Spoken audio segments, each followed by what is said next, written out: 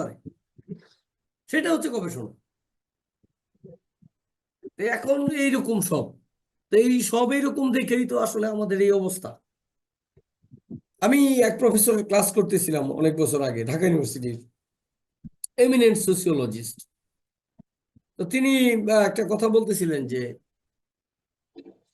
পশ্চিমা বিশ্বে, বিশেষ করে যেগুলো শান্তিপূর্ণ দেশ, যুক্তরাষ্ট্র বলেন অথবা জার্মানি, হ্যাঁ, ফ্রান্স, অস্ট্রেলিয়া, কানাডা, তাদের এইসব দেশে মনে করেন একটা ব্রিজ করবে, ব্রিজ অথবা একটা রাস্তা করবে, তারা যে স্টাডি করে, যেটাকে বলে ফিজিবিলিটি স্টাডি, বাংলাদেশেও ফিজিবিলিটি স্টাডি হয়, যেমন এই যে মেট্রো রেল হইলো বা যে কোনো মেগা প্রজেক্টের ফিজিবিলিটি স্টাডি হয়, এরকমই হয় আর কি, প্রকৃতপক্ষে হয় না। হ্যাঁ, যে শুধু মাটি চেক আপ হয়, কিন্তু একটা বড় মেগা প্রজেক্টের প্রভাব কারা কারা ভুক্তভোগী হবে, আপনারা সোশ্যাল সোসিওলজির মানুষ, আপনারা তো এগুলো আমার চেয়ে অনেক বেশি বুঝার কথা, জানার কথা। ভিক্ষুকের উপরে কি প্রভাব পড়বে ওটাও চিন্তা করতে হবে, বস্তিবাসীর উপরে কি প্রভাব পড়বে, রিক্সাওয়ালার উপরে কি প্রভাব পড়বে। অর্থাৎ একটা সোসাইটিতে যে কোনো প্রজেক্ট স্টার্ট করতে হলে সব স্টাডিতে আনতে হবে। এবং ওই প্রফেসর বলতেছিলেন যে পশ্চিমা বিশ্বে সোশ্যাল রিসার্চ ল্যাবরেটরি আছে, যেটা ভাবাই যায় না।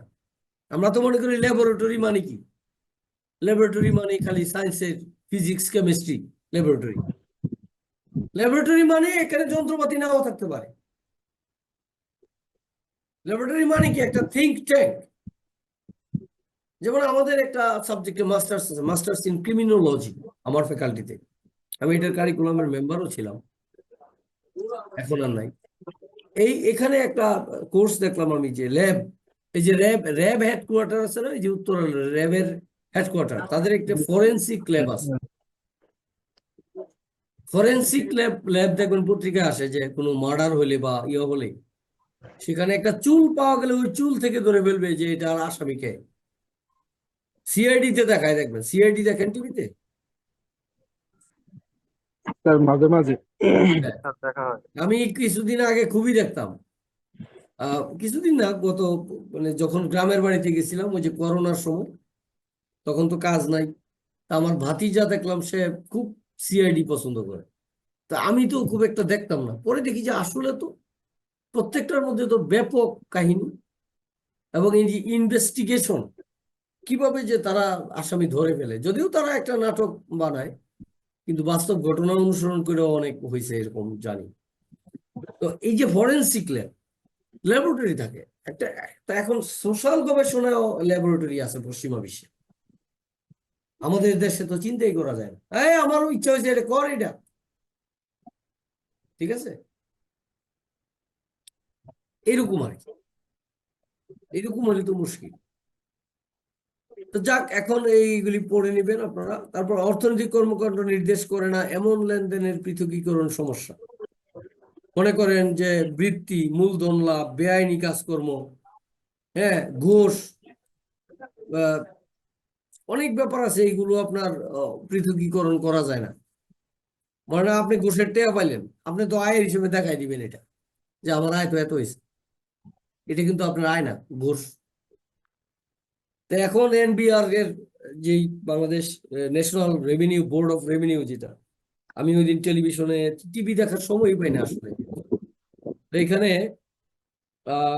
এনবিআর এর চেয়ারম্যান বললেন যে যারা কর ফাঁকি দিচ্ছে তারা টার্গেটে আছে। খুব ভালো লাগছে কথাটা, বাংলাদেশের মানুষ ট্যাক্স ফাঁকি দেয় এখন। আচ্ছা, সো কর ফাঁকি দেওয়া যাবে না, বিশেষ করে আমরা সরকারি চাকরিজীবী যারা, আমরা তো একেবারে অনলাইনে ট্যাক্স দিতে হয়েছে এবার। কোনো সুযোগ নাই, এবং ট্যাক্সের রিটার্ন না দিলে কোনো বিল পাবো না কিন্তু।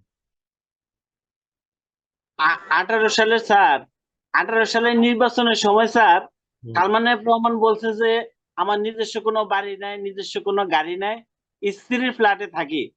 তখন অন্যান্য লোক বলছিল যে তার মতো একটা স্বনামধন্য শিল্পপতি সে এটা কিভাবে বলে? তার হুম। Beximco pharma, Beximco limited, Beximco synthetic এতগুলো কোম্পানির এমন সে ট্যাক্স ফাঁকি দিচ্ছে স্যার। হ্যাঁ, ও বলতে চায় এগুলো আমার কোনো আয় নাই, আমার কোনো কিছু নাই। এটাই তো সমস্যা, সততার সমস্যা। এই জন্য ব্যবসায়ী মানে 2 নম্বরই লোক। ব্যবসা যারা করে তারা খালি মিথ্যা বলে। আছে ভালো ব্যবসায়ী আছে, কিন্তু আমি ব্যক্তিগতভাবে ব্যবসায়ীদের সাথে চলি না, কারণ তাদের কথা ঠিক নাই, কমিটমেন্টের ঠিক নাই, মিথ্যা কথা বলে, আড়াল করে। দেখবেন ভদ্রলোকেরা বা চাকরিজীবীরা আরেকটা চাকরিজীবী পরিবারের সাথে বিয়ে শাদী করায়, চাকরিজীবীরা ব্যবসায়ীদের সাথে যায় না, কথা কাজে মিলে না, প্রবলেম হয়। আমি বলছি না সব ব্যবসায়ী খারাপ, ভালো ব্যবসায়ী আছে অনেক। বিশেষ করে পলিটিশিয়ান স্যার, যারা একটু পলিটিক্স এর সাথে একটু তারা স্যার এত জায়গায় মিথ্যা বলে স্যার, একদম তুফাইল মিথ্যা স্যার। It's okay. এখন এই যে সঠিক পরিসংখ্যানের অভাব, যেটা আমি বললাম যে এটা বাংলাদেশের জাতীয় পরিমাপের সমস্যা, যে বাড়ি আপনার নরসিংদী, আমার অফিস নরসিংদী, যে পরিসংখ্যান কর্মকর্তা, এখন আমার এলাকায় গিয়ে যদি সে তথ্য না নেয় তাহলে হবে? আনুমানিক যদি নেয়, তা আমাদের দেশে সব আনুমানিক নেওয়া হয়, বাস্তবে ফিল্ড ওয়ার্ক করে না। হ্যাঁ, সিস্টেম আছে, রিসার্চ সিস্টেম আছে, সব এলাকায় যাইতে হয় না, কিন্তু সেটারও তো স্টেপ আছে। হ্যাঁ, অনুসরণ করা লাগে। যেমন আমার এমফিল করছি এখানে প্রবাসীদের উপর। তো প্রবাসী কতজন থাকে এখন?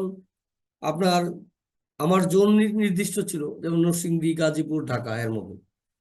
তো এখানে নিয়ম আছে যে যখন 50,000-এর উপরে প্রবাসী থাকবে বা যে কোনো তথ্য দানকারী থাকবে, সেখানে 384 জনের ইন্টারভিউ নিতে হবে।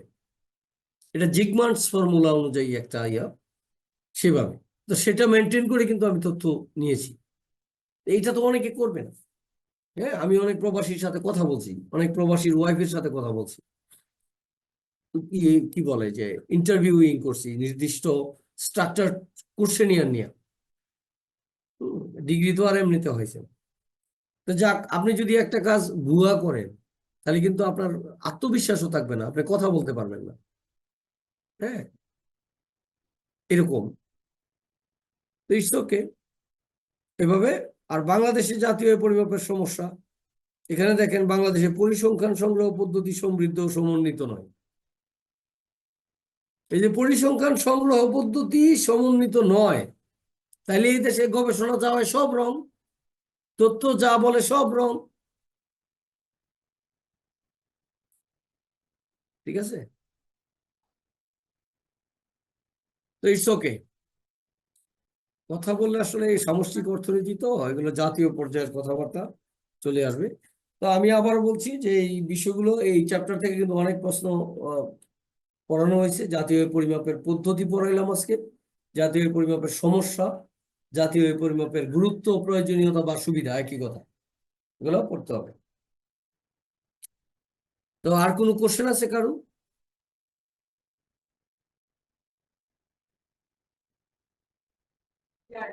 না স্যার। না স্যার। কোশ্চেন যদি না থাকে তাহলে ক্লাস শেষ করে দিই, ঠিক আছে? আর আমি আপনাদেরকে, জি স্যার। আমি তো কি বলবো, এখন আমি ফিজিক্যালি ক্লাস নিয়ে থাকি অন্য সময়, এবং আপনাদেরও নিব, নিব না তা না, নিয়ম অনুযায়ী। তো এখন মুশকিল হচ্ছে আমার অফিস অর্ডার আগেই হইয়া রয়েছে 16 তারিখ পর্যন্ত।